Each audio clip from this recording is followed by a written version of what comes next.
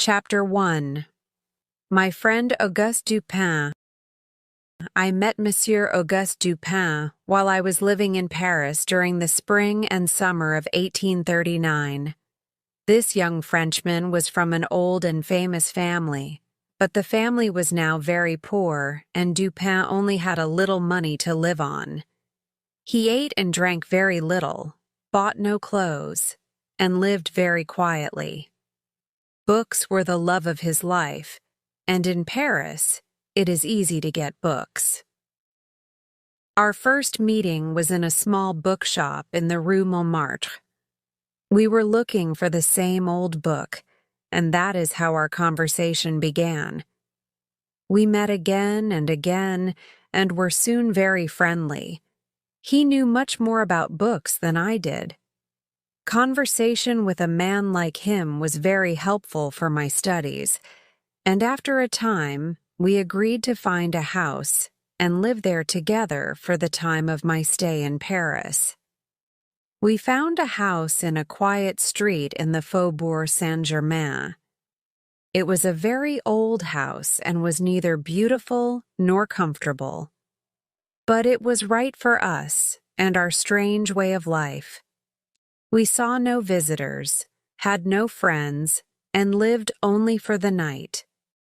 When morning came, we closed all the shutters on our windows, and in this half-light, we spent the day reading, writing, or talking, until the true darkness came.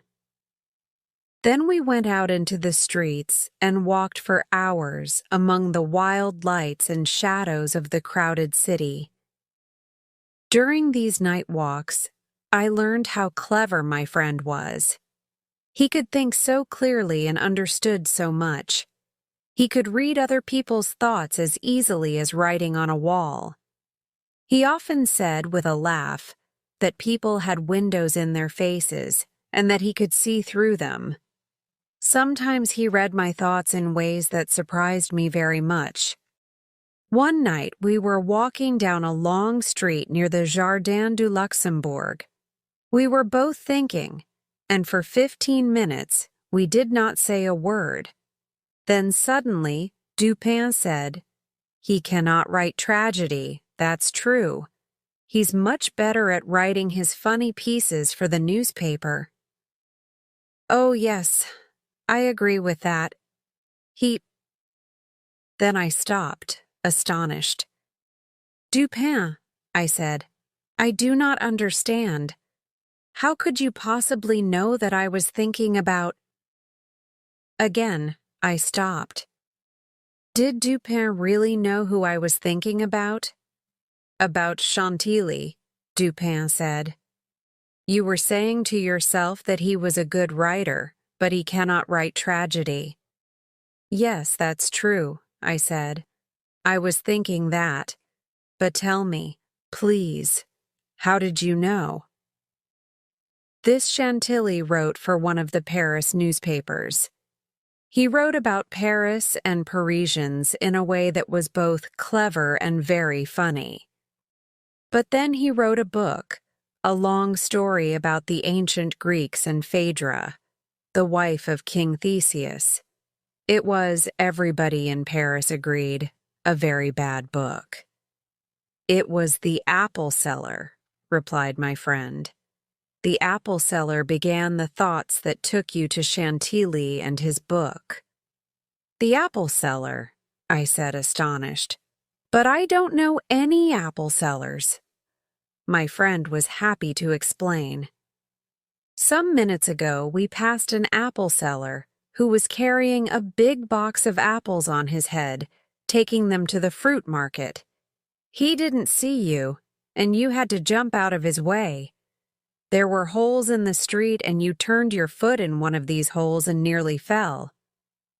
I remembered this now, but how did the apple seller take us to Chantilly? "You looked around," my friend went on, "and saw all the other holes and broken stones in the street, and then you looked up, a little angrily, to see the name of the street. You were thinking, I am sure, that it was a dangerous street to walk down in the dark when you could not easily see the holes. Then we turned a corner into the Rue Racine. Here, the stones were new and unbroken, and you looked up, pleased to find the name of this street. This name began a new thought. You smiled a little and shook your head. The famous Racine, who wrote a play about Phaedra in 1677, was a better writer than Chantilly will ever be. And you remembered that when Chantilly's book first came out, the bookshops called Chantilly the New Racine. Everybody in Paris laughed at poor Chantilly because of that. I was sure that you were thinking of that when you smiled, and when you shook your head, I knew you were thinking of poor Chantilly's book. Chapter 2: The Murders. Not long after that night, we were looking through the Gazette, an evening newspaper, when we saw this: terrible murders. At about 3 o'clock this morning, people living in the St. Roch quarter were woken from sleep by a number of terrible screams.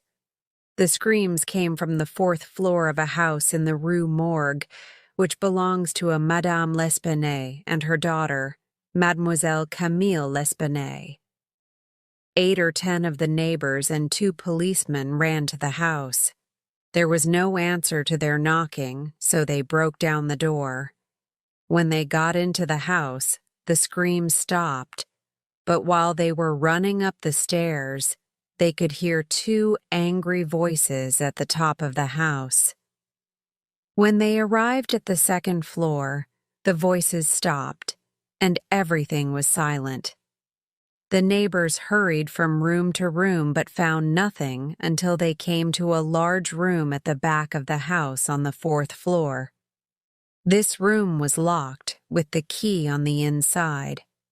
They broke the door open and saw in the room something which was both horrible and astonishing. Chairs and tables were broken and lay in pieces everywhere. There was one bed, and the mattress from it was now on the floor in the middle of the room. In front of the fireplace on the floor was a razor with blood on it, and some long gray hair with blood on the end. Also on the floor were 3 large silver spoons and 2 bags, which contained nearly 4,000 francs in gold. A small strong box was found under the mattress. It was open, with the key in the lock, and contained only a few old letters. At first they thought there was nobody in the room, but when they looked up the chimney, they found, horrible to describe, the dead body of the daughter, head downwards. It was difficult to pull the body out because the chimney was so narrow. The body was still warm. There were deep cuts on the face, and around the neck there were dark bruises and the marks of fingers. The neighbors looked in all the other rooms, then went down into the small yard at the back of the house. There they found the dead body of Madame L'Espanaye. Her neck was very deeply cut, and when they tried to lift her, the head fell off. There were terrible bruises all over the body. At the moment, the police say, there are no answers to this horrible mystery. Chapter 3. What the witnesses said. Dupin said nothing about these horrible murders that evening, but I knew he was interested because the next day he opened the morning newspaper at once. There was a lot more about the mystery. The tragedy in the Rue Morgue. The police have talked to many people about this terrible tragedy. This is what witnesses have said, but nothing so far can explain the mystery in any way. Pauline Dubourg, washerwoman. I've known Madame and her daughter for 3 years. I do their washing for them, and they pay very well. People say that the old lady was rich, but I don't know about that. I never saw anybody in the house when I went to get the washing or to take it back.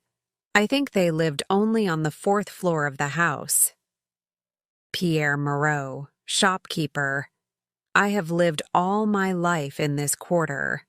The house in the Rue Morgue belongs to Madame L'Espanaye, and she and her daughter have lived there for 6 years.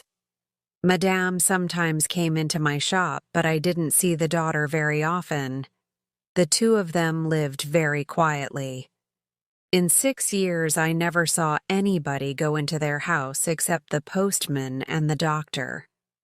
Many other neighbors said the same thing. There were no visitors to the house, either friends or family.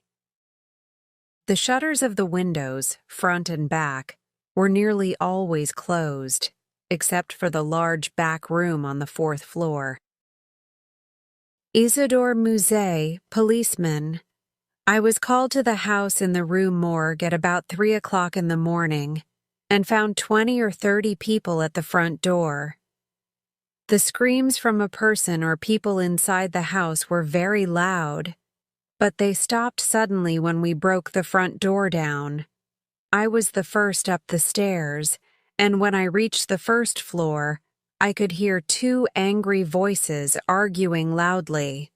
One was a deep voice, the other high and shrill, a very strange voice. The deep voice was that of a Frenchman. I'm sure it wasn't a woman's voice. I could hear the words diable and mon Dieu. The shrill voice was a foreigner, perhaps a man or perhaps a woman. I couldn't hear any words, but the language was Spanish, I think. Henri Duval, a neighbor. I agree with what Isidore Musée has said, except about the voices. The shrill voice was speaking in Italian. I'm sure it wasn't French. No, I don't know Italian myself, but I'm sure it sounded like Italian words. I knew Madame L. and her daughter, and it certainly wasn't either of their voices. Jan Odenheimer, kitchen worker. I was walking past the house when I heard those long, terrible screams, and I was one of the people who went into the building and heard the voices on the stairs. I am from Holland and don't speak French, but I'm sure the shrill voice was a man's voice, a Frenchman. I couldn't hear the words, but the voice sounded angry and afraid. The deep voice said the word diable many times. Jules Mignot, banker, Mignot Son. Madame L'Espanaye opened an account at my bank 8 years ago. She did not often take money out of her account, but 3 days before her death, she took out 4,000 francs. This money was paid in gold, and a clerk took it to her house in the Rue Morgue. Adolphe Lebaume, bank clerk at Mignot Son. On Monday, at about 12 o'clock, I went with Madame L'Espanaye to her home, carrying the 4,000 francs in 2 bags. When Mademoiselle L'Espanaye opened the front door, she took one of the bags, and then Madame took the other bag. I said goodbye and left. There was nobody in the street at that time. William Byrd, musician. I'm an Englishman, and I've lived in Paris for 2 years. I went into the house with the others and heard the voices on the stairs. The deep voice was that of a Frenchman. I remember hearing the words, mon Dieu. I also heard a sound like people fighting. The shrill voice was very loud, louder than the deep one. It wasn't an Englishman's voice. I think it was a German, possibly a woman. No, I don't understand German. Several witnesses said that the door of the room on the 4th floor was locked, with the key on the inside. Everything was silent when they got up there, and when they broke the door open, they saw nobody in the room. The 2 windows were closed and fastened on the inside. The police have looked through the house very carefully. Every room, every chimney, every corner. But they have found nothing. The witnesses do not agree about the time between hearing the voices and breaking open the door. Some say it was 3 minutes, others say 5 minutes. Alfonso Garcia, cook. I live in the Rue Morgue, but I come from Spain. I was too afraid to go upstairs, but I heard the voices arguing. The deep voice spoke in French, and the shrill voice was that of an Englishman. Yes, I'm sure. No, I can't speak English, but I know what it sounds like. Alberto Montani, fruit seller. I was one of the first up the stairs and heard the voices. A Frenchman with a deep voice, saying something angry, and a shrill voice, which spoke quickly and unclearly. I think it was the voice of a Russian. Yes, I'm Italian. I've never spoken to a Russian person. Paul Dumas, doctor. I was called to see the bodies at daybreak. Both of them were then lying in the room on the 4th floor. The young lady's body was bruised and cut all over when it was pushed up the chimney. The face was blue-black, the eyes were half out, and the neck was badly bruised, with deep red marks made by very strong fingers. These marks show how she died. The mother's body was also horribly bruised, and all the bones of the right leg and arm were broken. How was this done? I don't know. Perhaps by a heavy piece of wood like a table leg. A razor was used to cut the neck, and the head was no longer joined to the body. All this was done by a very strong person, a man, and a very strong one. There has never been a crime in Paris as mysterious as this one. How did the murderer or murderers escape from the house?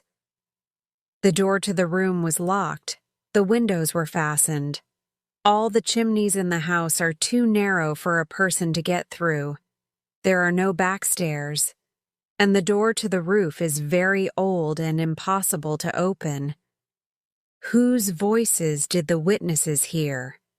Why was the money left in the room? The police have no answers to these questions. Chapter 4. Auguste Dupin visits the Rue Morgue. Dupin read all of this with great interest and was the first to open the evening newspaper when it arrived. He read silently and then said, "There is nothing new about the murders, but the police have arrested Adolphe Lebon. Why, I don't know." He looked at me.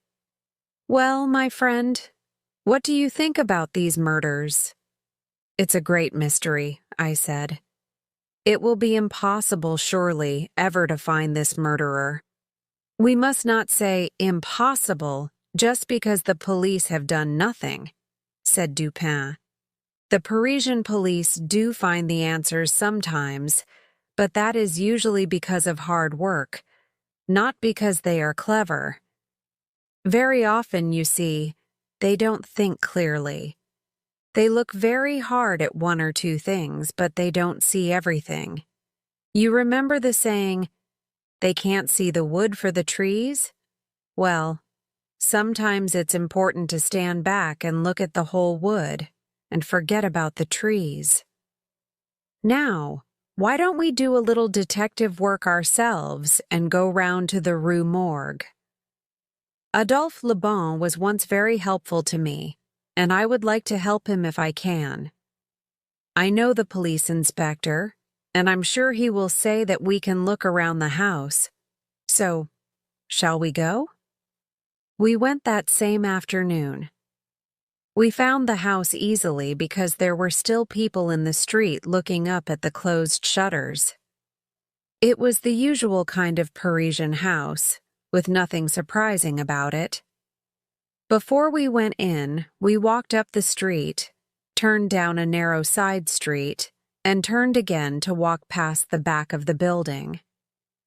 Dupin looked at everything: the ground, the walls, the windows, the shutters. But I did not know what he was looking for. Then we went inside, and a policeman took us up to the 4th floor. The 2 dead bodies still lay there, with the broken chairs and tables all around them.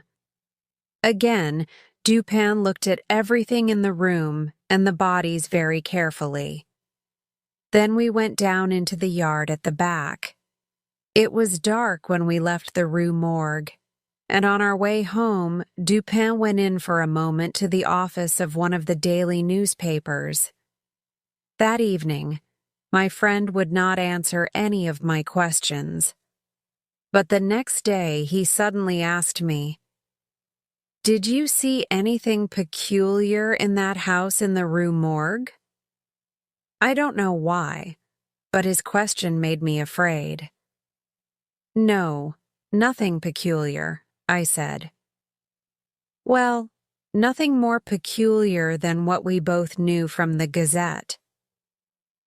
"Neither the Gazette nor the police," said Dupin, "understand much about these murders. The police are puzzled by all the questions which they cannot answer. What was the motive for the murders? Why were the murders so brutal? Whose were the voices?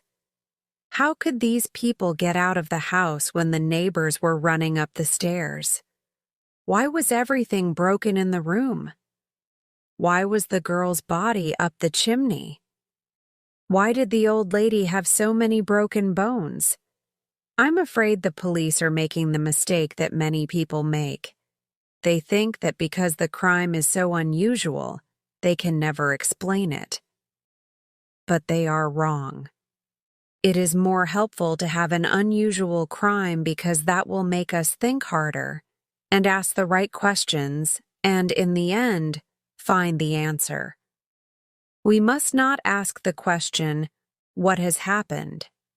We must ask, "What has happened that has never happened before?" The answer to this mystery is not really difficult at all. I think I know it already. I looked at him, astonished, and could not say a word.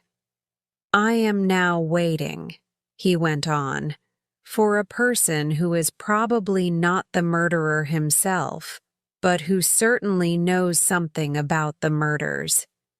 He will arrive here, in this room, at any moment.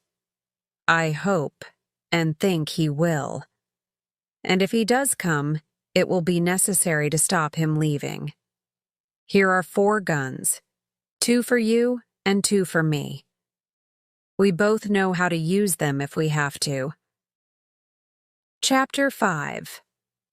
The Mysteries of the Voice and the Window.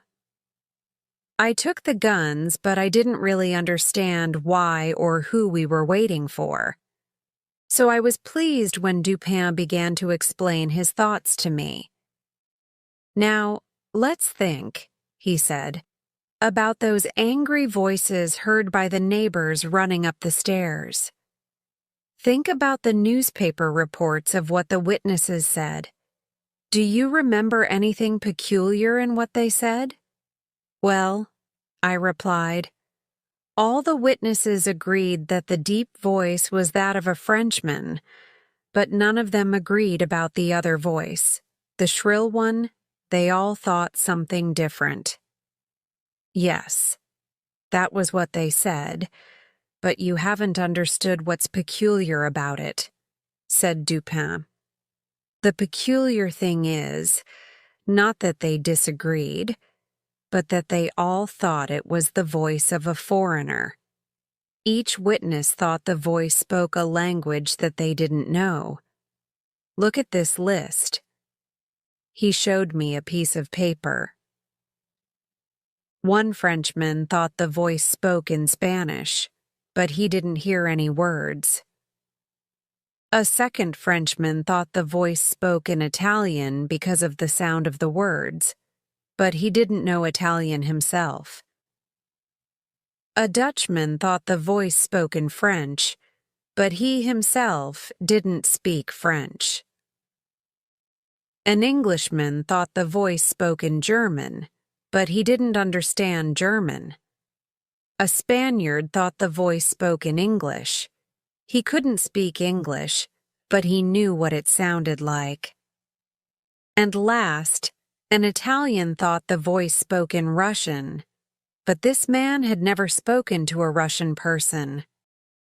So, what a strangely unusual voice this was, said Dupin. Speakers of 5 European languages did not hear one word, not one word, that they knew. It was also a strangely shrill voice. And was it a man's voice or a woman's? No one could tell. But perhaps the voice was speaking an African language, I said, or an Asian one. That is always possible, Dupin agreed. But do you begin to see what question we must ask next? Puzzled, I shook my head. Well, we will come back to the voice later, said Dupin.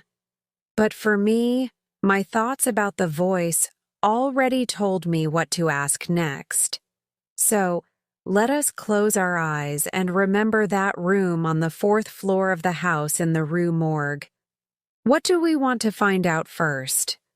The way the murderer got out of the room. Let's think about all the possible ways. First, the door to the passage was locked, with the key on the inside. We cannot argue with a key in a locked door. There were no secret doors. The police have looked at every centimeter of the floor, the ceiling, and the walls. And I also looked very carefully. So, no secret doors. What about the chimney? It is wide enough for a body for 3 meters, but higher up it is much narrower.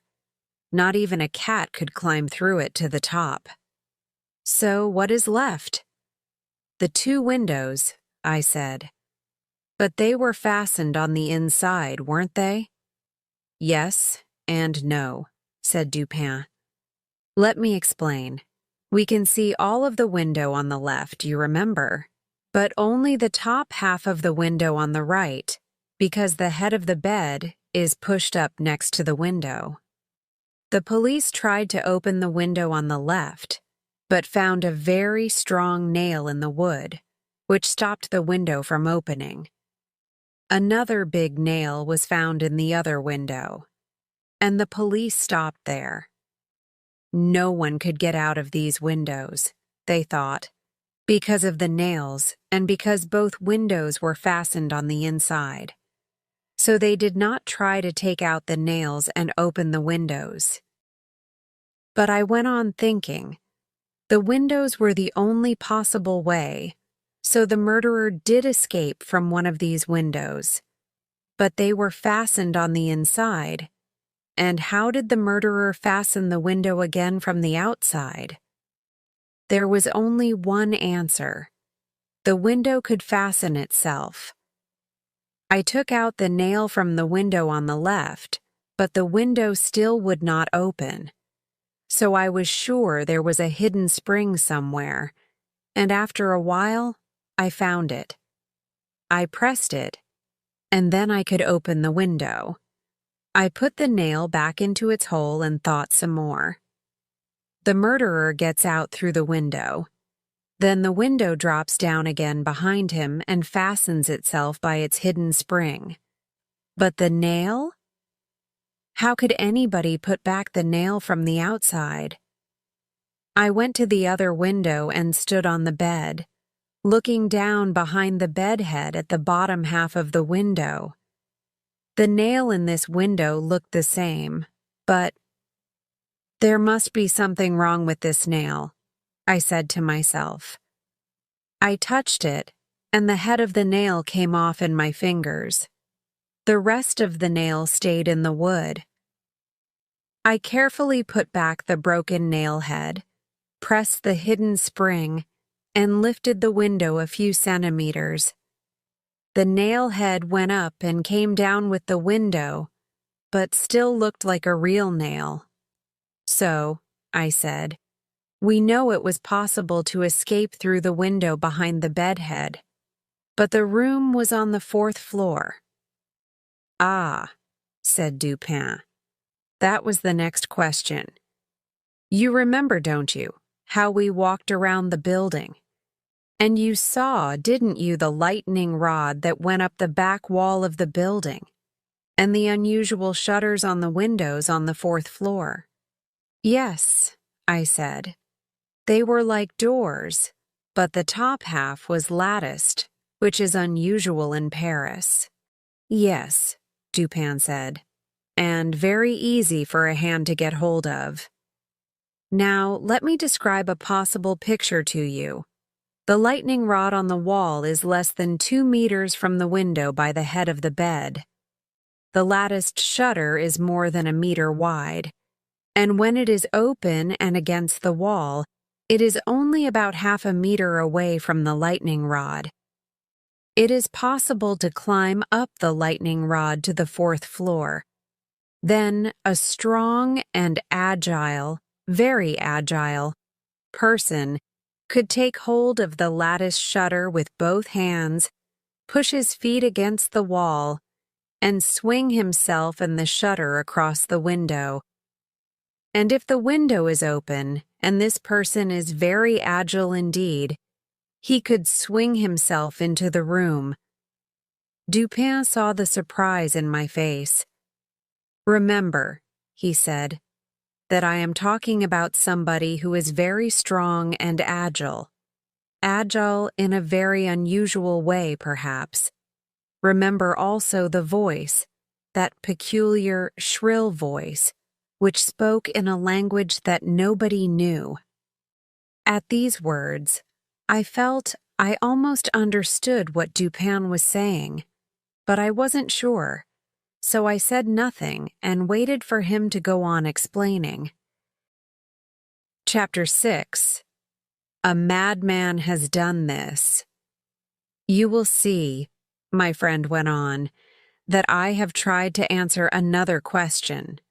Not just, how did the murderer get out of the room, but also, how did he get into it? He used the same window both ways, I think. But now, let's look again at the room. You remember that on the floor there were 2 bags of gold, which Adolphe Le Bon carried to the house 3 days before. The police are so excited by this. Nearly 4,000 francs in gold. Here, they say, is the motive for the murder. Well, 4,000 francs in gold is a lot of money, and is certainly a possible motive for murder. But remember, my friend, the gold was not taken. It was still there, on the floor. So what kind of thief is that? A very, very stupid one.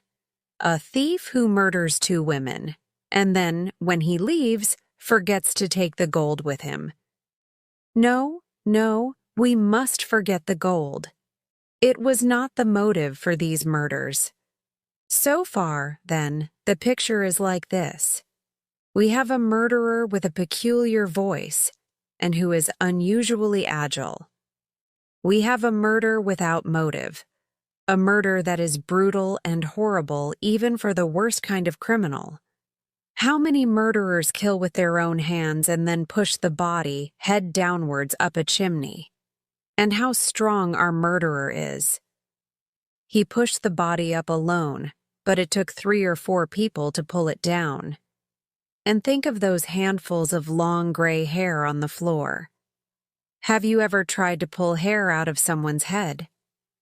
You need to be very strong to do that.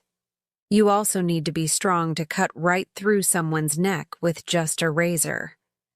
And why did the old lady have so many broken bones? Because the murderer pushed her body through the open window, and it fell down onto the stones of the yard below. One more thing to finish the picture. Remember what the room looked like. Broken chairs and tables everywhere. The mattress on the floor. nothing in its place. Now, surely our picture is finished. What kind of murderer is so unusually strong, so unusually agile, has so peculiar a voice, kills in so brutal and horrible a way, without motive? Tell me, what is the answer? I felt a little ill when Dupin asked me this question. I shook my head. A madman, I said, has done this. A wild and horrible madman who has escaped from some hospital somewhere. That is a possible answer, certainly, Dupin replied. But even madmen do not have as peculiar a voice as the one heard on the stairs. Madmen speak a language of some kind. Perhaps they say strange things, but at least they speak in words. Now, there is one more thing. Dupin put his hand in his pocket and took something out. He put it on his hand and held it out to me. It was some short, orangey brown hair. I took this from between the fingers of Madame L'Espanaye's hand, he said.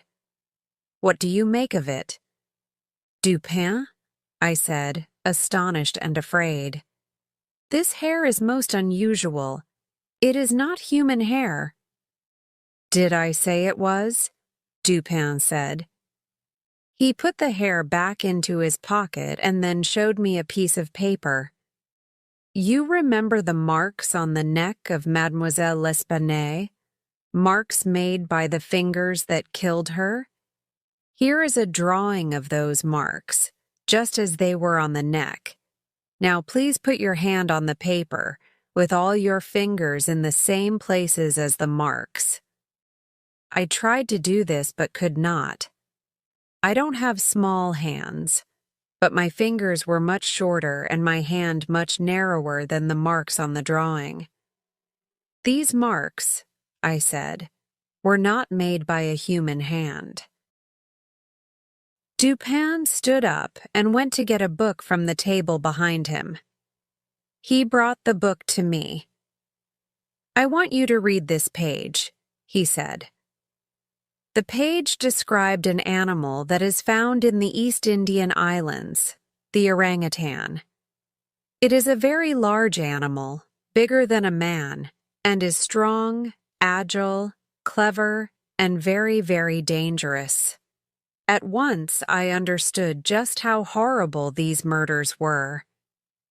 Your drawing of the marks made by the fingers, I said, is just as the book describes the orangutan's hand. Also, the book describes its orangey brown hair, which sounds just like the hair you showed me. But I still can't understand this terrible mystery.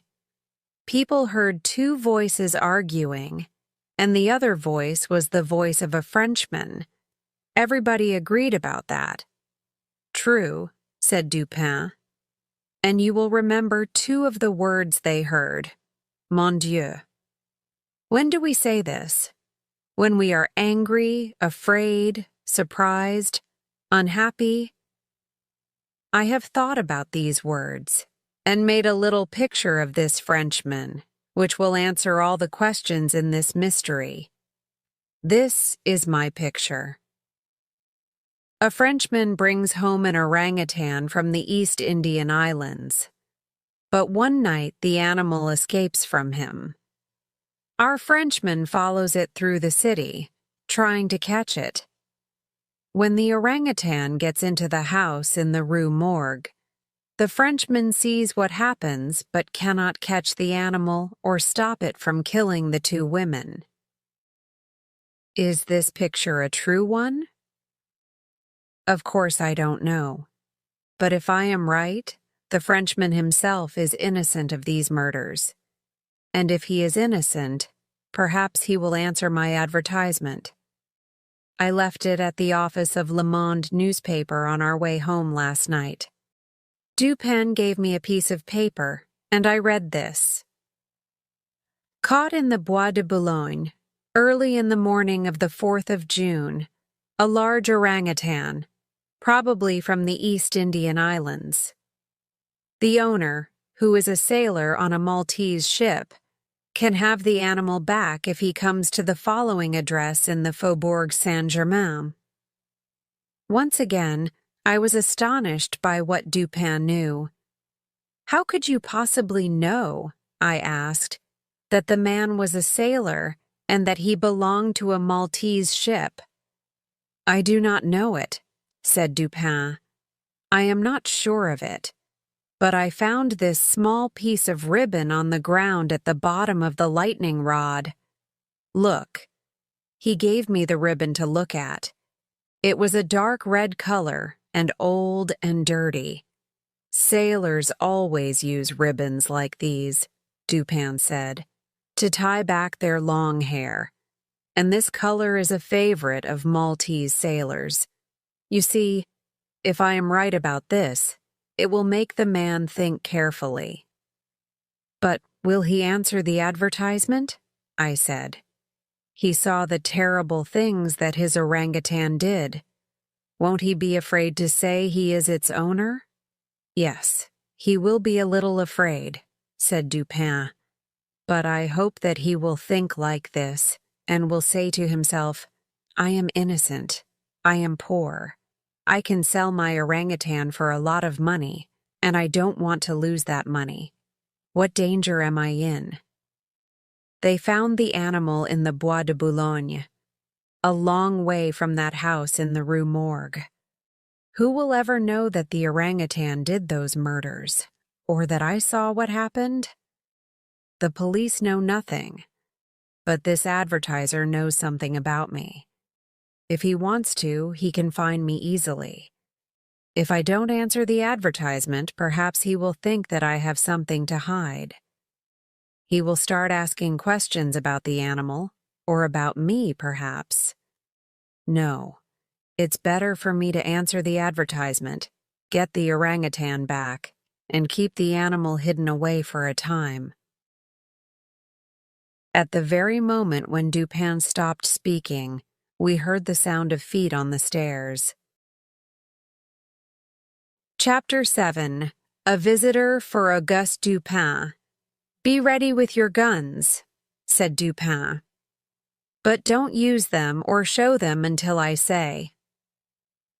The front door of the house was open, and the visitor was already halfway up the stairs. The feet stopped for a moment, then began again, and a few seconds later, there was a knock on the door of our room. Come in, called Dupin in a friendly way. The door opened, and a man came in. He was a sailor, clearly a tall, strong man with a sunburnt face. He was carrying a heavy stick but no gun. He looked first at me, then at Dupin, and did not smile. Good evening, he said. Sit down, my friend, said Dupin. You've come about the orangutan, yes? My word, what a fine animal that is. You're lucky to own him. Do you know how old he is? The sailor sat down, and the worried look left his face. No, I don't know, he said. But he's probably not more than 4 or 5 years old. Have you got him here? Oh, no. We couldn't keep him in this house, Dupin said. He's at a place in the Rue du Bourg just round the corner. You can get him in the morning. Of course, you must show me that you are the real owner. Yes, sir. Of course, the sailor said. I shall be sorry to lose the animal, said Dupin. I'm very happy to pay something, the man said. I know it's expensive keeping an animal like that. Well, said my friend, that's good of you. What shall I ask? Let me think. Ah, yes. This is what I want. You must tell me everything, about these murders in the Rue Morgue. Dupin said these last words very quietly. Just as quietly, he walked to the door, locked it, and put the key in his pocket. He then took a gun from his coat pocket and put it, slowly and quietly, on the table in front of him. The sailor's face turned a deep red. He jumped to his feet and took up his heavy stick. But a minute later, he fell back into his chair and sat there, shaking, with a face now as white as death itself. He said not a word. I felt deeply sorry for him. "My friend," said Dupin in a kind voice, "there's no need to be afraid. Really no need. You are not in any danger from us. I know very well that you yourself are innocent of these terrible murders in the Rue Morgue. But you do know something about them. You are not a murderer or a thief, and you have nothing to hide. But you must tell me the true story. The police have arrested an innocent man for these murders. And if you don't speak, this man will go to prison, perhaps lose his life." The sailor was silent for a while. Then he said, "God help me. I will tell you what I know. You will think it's a very strange story, but it's true. I am innocent, and I must help this other man if I can."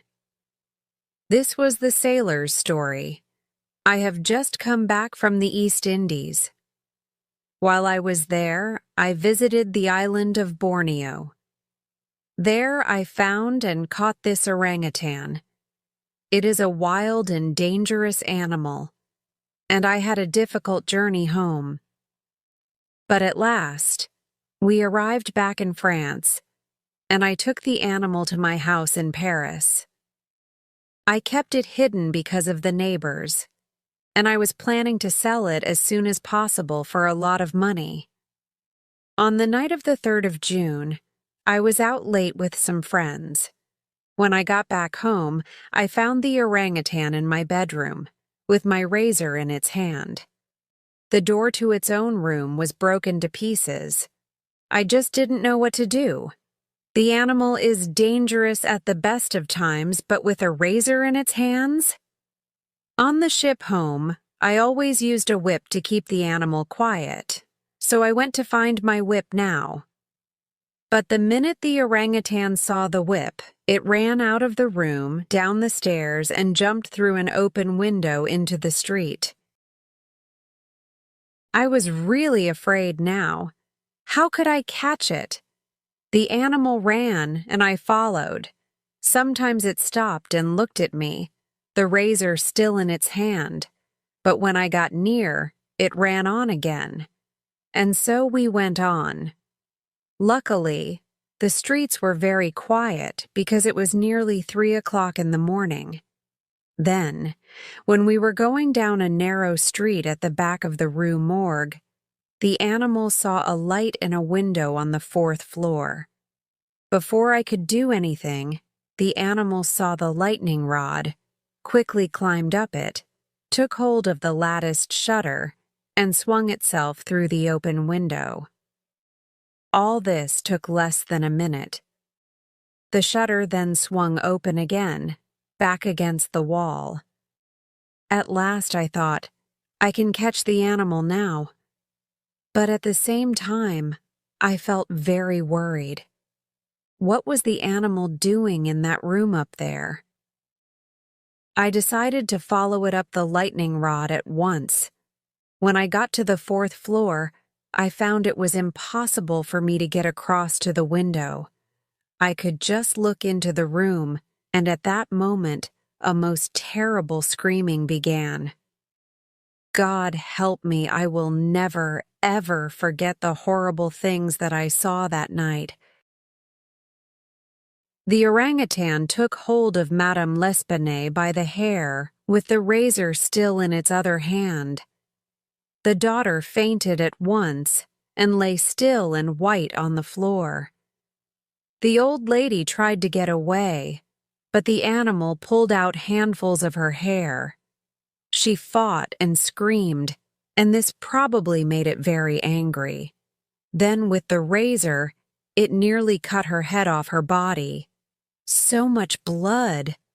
And the blood made the animal even angrier. It ran to the girl's body and fastened its horrible hands around her neck. When she was dead, it looked up and saw my face through the window. I was shouting at it, and it made noises back at me. Perhaps then it remembered my whip, and perhaps that's why it tried to hide the dead bodies. If you can't see anything, then nothing has happened. I don't know.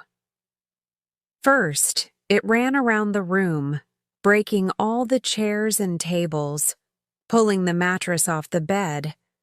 Then, it took the girl's body and pushed it up the chimney. And last, it took the old lady's body, carried it to the window, and pushed it through. I could not watch anymore. I almost fell down the lightning rod and ran home. I just wanted to get away from the horror of it. So that was the story behind the murders in the Rue Morgue. Just before the neighbors broke down the door of the room, the orangutan went out through the window, which dropped down behind it. In the end, the sailor caught the orangutan and sold it for a lot of money. We went to talk to the police inspector, and the same afternoon, Adolphe Le Bon walked out of prison, a free man. The inspector was not too happy about it all. He talked a lot about people who tried to do the job of the police but who didn't understand police work. "We won't argue with him," Dupin said to me when we walked home together. "Let him talk. He's a good man in his way. I found the answer to this mystery, and he didn't. That's all there is to say, really."